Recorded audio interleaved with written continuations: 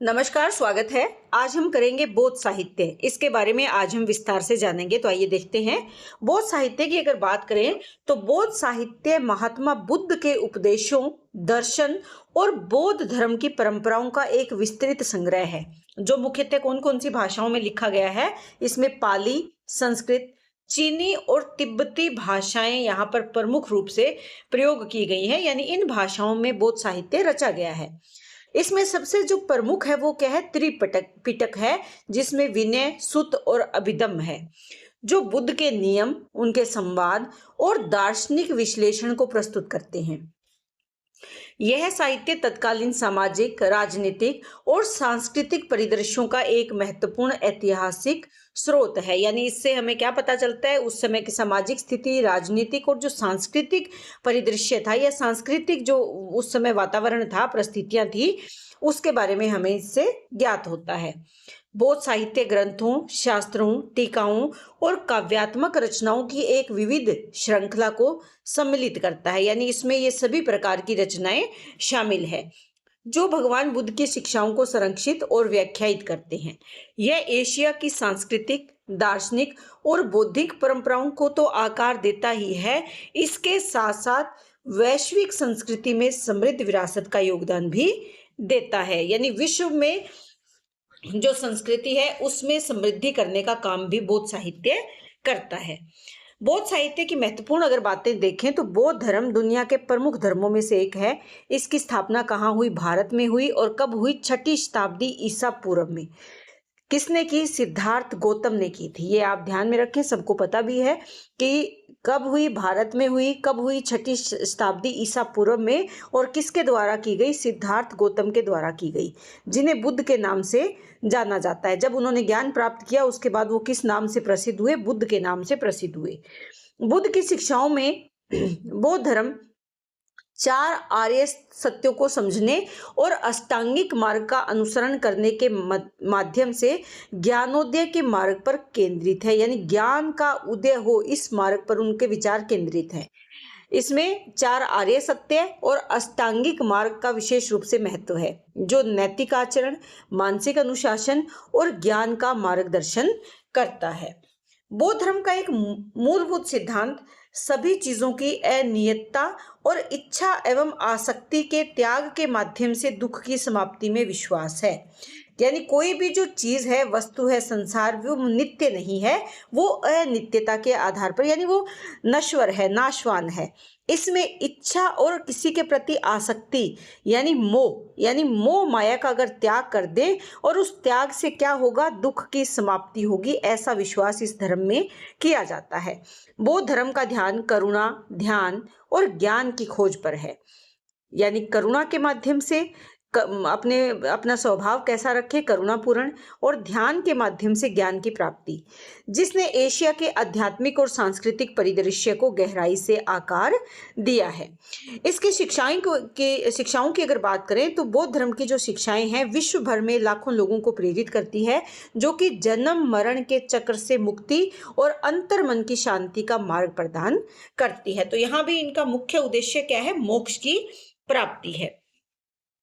बौद्ध धर्म और साहित्य के संबंध की अगर बात करें, जो बौद्ध धर्म में साहित्य लिखा गया है उसकी अगर बात करें तो जैसे जैसे बौद्ध धर्म एशिया भर में फैला, उसने एक विशाल साहित्यिक परंपरा को प्रेरित किया, जिसने न केवल बुद्ध की शिक्षाओं को संरक्षित किया बल्कि विभिन्न क्षेत्रों के सांस्कृतिक और बौद्धिक परिदृश्य को भी आकार दिया। यानी अलग अलग जो क्षेत्र थे, जहां जहां बौद्ध धर्म गया या जहां जहां बौद्ध धर्म का प्रचार प्रसार हुआ, वहां की संस्कृति और जो बौद्धिक परिदृश्य था उसको भी एक अलग आकार प्रदान किया। बौद्ध धर्म और साहित्य, जिसमें शास्त्र, टीकाएं और काव्य रचनाएं सम्मिलित है, इन्होंने भाषाओं, कलाओं और दर्शनों को गहराई से प्रभावित किया, और भारत, तिब्बत, चीन, जापान तथा दक्षिण पूर्व एशिया में समृद्ध साहित्यिक परंपराओं का निर्माण हुआ। यानी काव्य रचनाएं जो लिखी गई या टीकाएं लिखी गई या इस धर्म से जुड़े हुए जो शास्त्र हैं, उनका प्रचार प्रसार अलग अलग क्षेत्रों में हुआ, अलग अलग देशों में हुआ, जिससे कि साहित्य की समृद्धि हुई।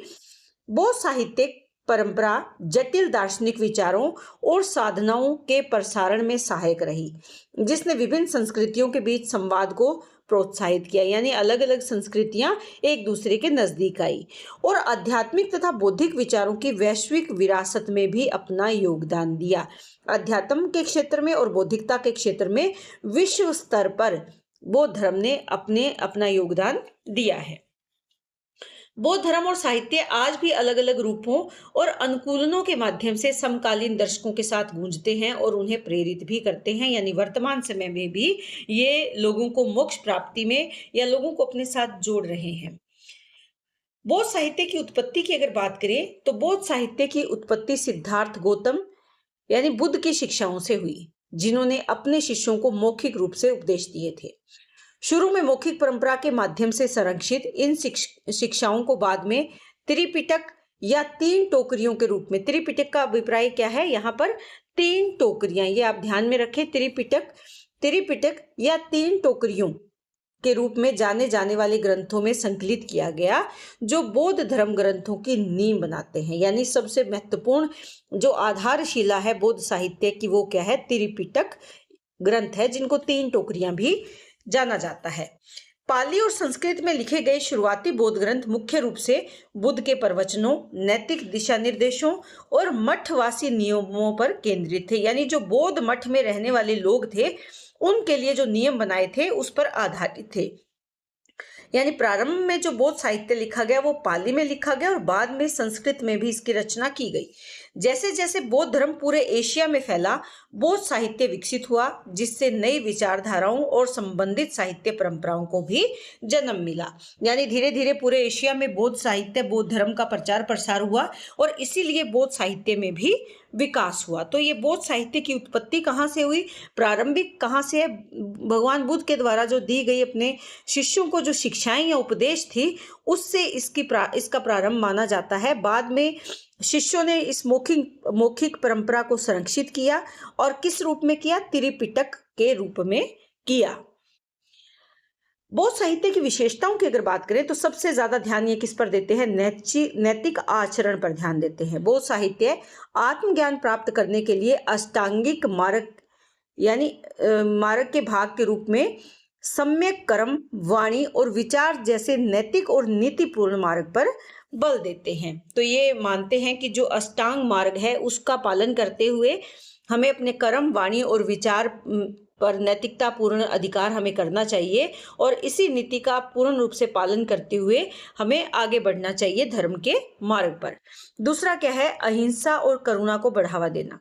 बौद्ध ग्रंथों का केंद्र अगर देखें, मुख्य जो भाव है वो क्या है, अहिंसा है और सभी प्राणियों के प्रति करुणा का संदेश है, जो शांतिपूर्ण सह अस्तित्व को प्रोत्साहित करते हैं। यानी शांतिपूर्वक सभी का अस्तित्व सभी के लिए आवश्यक है, वो जीव जंतु है या मनुष्य मात्र प्राणी है।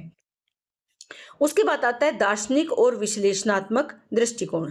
अभिधम्म पिटक जैसे कई बौद्ध ग्रंथ हैं, इनमें वास्तविकता और मन की प्रकृति को समझने के लिए एक गहन दार्शनिक और मनोवैज्ञानिक दृष्टिकोण हमें प्रदान करते हैं। तो इसमें दार्शनिक जो विचारधारा है और इसका जो विश्लेषणात्मक दृष्टिकोण है वो क्या है, हमें दार्शनिकता से और मनोवैज्ञानिक दृष्टिकोण प्रदान करते हैं और दार्शनिकता से जोड़ते हैं। उसके बाद है दृष्टांतों और नैतिक कहानियों का समावेश। इस बौद्ध साहित्य में जो जातक कथाएं हैं, इन जातक कथाओं जैसे बौद्ध साहित्य के ग्रंथ नैतिक शिक्षाओं को व्यक्त करने के लिए बुद्ध के पिछले जीवन के दृष्टांतों और कहानियों का इसमें उपयोग किया गया है। किसमें, जो जातक कथाएं हैं, जिससे जटिल शिक्षाएं भी आसान हो जाती है।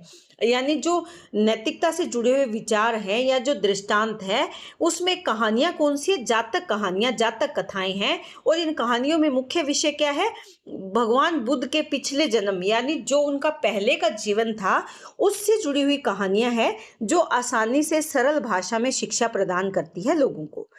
उसके बाद क्या है, ध्यान और सतर्कता पर बल। बौद्ध साहित्य जागरूकता और अंतर्दृष्टि विकसित करने के लिए विपश्यना और समाधा जैसे ध्यान प्रथाओं के महत्व को सिखाता है। यहाँ पर जो विपश्यना है इसका अभिप्राय क्या है कि अंतर्मन की गहराइयों से जो चीजें हैं उनकी वास्तविकता को समझना, और समाधा का ये एक ध्यान पद्धति है जिससे कि मन को शांत अवस्था में ले जाया जाता है ध्यान की अवस्थी में। तो इन दोनों प्रथाओं को महत्व दिया गया। उसके बाद क्या है, दुख और मुक्ति के सार्वभौमिक विषय। बौद्ध शिक्षाओं का केंद्र क्या है, दुख की अवधारणा और आध्यात्मिक अभ्यास के माध्यम से मुक्ति का मार्ग। कि जीवन क्या है, ये दुखों से भरा हुआ है, सब कुछ क्या है, नश्वर है, नाशवान है, एक दिन मानव भी नष्ट हो जाएगा। तो इसी दुख से भरी हुई अवधारणा को आध्यात्मिकता के माध्यम से किस ओर लेकर जाते हैं, मोक्ष की ओर, मुक्ति के मार्ग की ओर। अब बात करते हैं भाषा और लिपि की। देखिए, जो प्रारंभिक बौद्ध ग्रंथ लिखा गया वो पाली और संस्कृत में लिखे गए, लेकिन बाद में अलग अलग भाषाओं में इसको अनुदित किया गया, इसका अनुवाद किया गया। जैसे कि संस्कृत के साथ साथ चीनी, तिब्बती आदि जो भाषाएं हैं उसमें भी इसका अनुवाद हुआ, जिससे बौद्ध शिक्षाएं अलग अलग क्षेत्रों और संस्कृतियों तक पहुंच पाई। यानी अलग अलग धर्म, जाति, देशों से जुड़े हुए लोगों ने इसको समझा या वो समझ पाए। अब बात करते हैं बौद्ध ग्रंथों के विकास में प्रमुख जो कालखंड है या समय रहा वो कौन सा रहा। बौद्ध ग्रंथों को मोटे तौर पर दो मुख्य श्रेणियों में विभाजित किया गया है। थेरवाद सिद्धांत, जो मुख्य रूप से किसमें लिखा गया, पाली में लिखा गया, और महायान सिद्धांत, जो किसमें लिखा गया, संस्कृत में लिखा गया। ये आप ध्यान में रखें। थेरवाद जो प्रारंभिक अवस्था है वो पाली में लिखा गया, महायान जो सिद्धांत है ये संस्कृत में लिखा गया, और बाद में विभिन्न भाषाओं में इसका अनुवाद भी किया गया है। त्रिपिटक जो है यानी तीन टोकरियां, ये थेरवाद ग्रंथ का मूल है, जिसमें विनय पिटक, जिसमें इस विनय पिटक में क्या है, भिक्षुओं के लिए नियम है। सुत पिटक बुद्ध की शिक्षाएं हैं, और अभिधम्म पिटक जो है ये दार्शनिक विश्लेषण है। तीन टोकरियां यानी तीन भाग है इसके, एक विनय पिटक है याद रखें, दूसरा क्या है सुत पिटक, और तीसरा क्या है अभिधम्म पिटक है। तो इसमें जो दार्शनिक विश्लेषण शामिल है। महायान बौद्ध धर्म में अगर देखें तो महत्वपूर्ण ग्रंथों में प्रज्ञा पारमिता सूत्र और लोटस सूत्र शामिल है, जिसमें गहन दार्शनिक विचारों की व्याख्या की गई है और सभी प्राणियों के लिए बोधिसत्व मार्ग के महत्व की व्याख्या की गई है। ये ग्रंथ आज भी वैश्विक स्तर पर, विश्व के स्तर पर बौद्ध अभ्यास और दर्शन को प्रभावित करते हैं। इसके बाद देखिए, जो प्रारंभिक बौद्ध धर्म है वो कौन सा है, थेरवाद है। इसे पाली कैनन के नाम से भी जाना जाता है। यही क्या है, त्रिपिटक या त्रिपिटक है। पाली कैनन थेरवाद बौद्ध धर्म का सबसे प्रारंभिक और सबसे प्रमाणिक ग्रंथ है, जिसे 5वीं शताब्दी ईसा पूर्व के आसपास प्रथम बौद्ध परिषद के दौरान संकलित किया गया था। इसमें सुत पिटक जो प्रवचन है, जैसा कि अभी हमने बात की थी, विनय पिटक जिसमें मठवासियों के नियम है, और अभिधम्म पिटक में दार्शनिक विश्लेषण शामिल है। जो प्रारंभिक टीकाएं हैं, जिनको अट्ठकथा भी कहा जाता है, समय के साथ विद्वानों ने इन ग्रंथों की व्याख्या करने हेतु टीकाएं भी लिखी, जिन्हें क्या कहा गया, प्रारंभिक टीकाएं लिखी गई। किस नाम से लिखी गई, अट्ठकथाओं के नाम से लिखी गई। यानी बौद्ध ग्रंथ की जो प्रारंभिक टीकाएं लिखी गई है विद्वानों के द्वारा, उनको क्या कहा जाता है, अट्ठकथा कहा जाता है। अब बात करते हैं महायान बौद्ध धर्म। महायान सूत्र ये 1ली शताब्दी के आसपास उभरते हुए महायान बौद्ध धर्म ने नए शास्त्रों को यहाँ पेश किया, जैसे कि प्रज्ञा पारमिता सूत्र, लोटस सूत्र और अवतंसक सूत्र। ये 3 सूत्र यहाँ पर दिए गए। इसमें बोधिसत्व पथ और शून्यता की अवधारणा पर ध्यान केंद्रित करते हुए प्रारंभिक शिक्षाओं का विस्तार किया गया है। दार्शनिक ग्रंथ की अगर बात करें तो नागार्जुन की मध्यमक कारिका और शांति देव के बोधिसत्वाचार्य अवतार जैसे प्रमुख दार्शनिक कार्यों ने महायान विचार को और भी ज्यादा विकसित किया है। यहाँ पर जो दार्शनिक ग्रंथ लिखे गए, एक तो नागार्जुन के द्वारा और दूसरा क्या है, शांति देव के द्वारा। नागार्जुन का जो मध्यमक कारिका है और शांति देव का है बोधिसत्वाचार्य अवतार जैसे ये दार्शनिक ग्रंथ हैं। उसके बाद क्या है, वज्रयान बौद्ध धर्म। इसमें तंत्रिका ग्रंथ 6ठी या 6वीं शताब्दी ईस्वी के आसपास वज्रयान बौद्ध धर्म का विकास हुआ, जिसमें गूढ़ साधनाएं और अनुष्ठान को शामिल किया।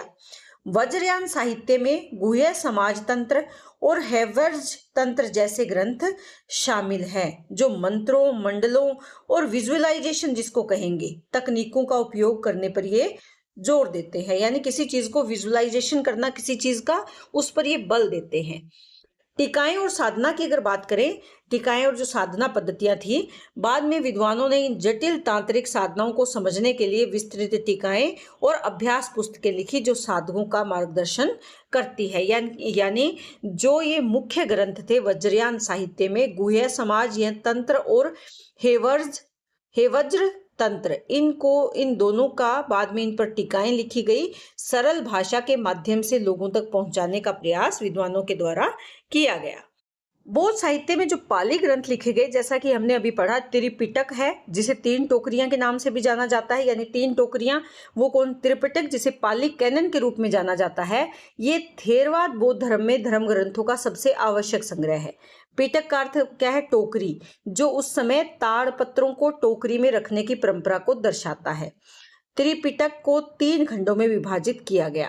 देखिए, ताड़ पत्रों पर लिखे जाते थे पहले जो ग्रंथ लिखे जाते थे, क्योंकि जिन पृष्ठों का, जिन पेज का, पन्नों का हम वर्तमान समय में उपयोग करते हैं वो नहीं थे, तब ताड़ पत्र लेखन के लिए प्रयोग किए जाते थे।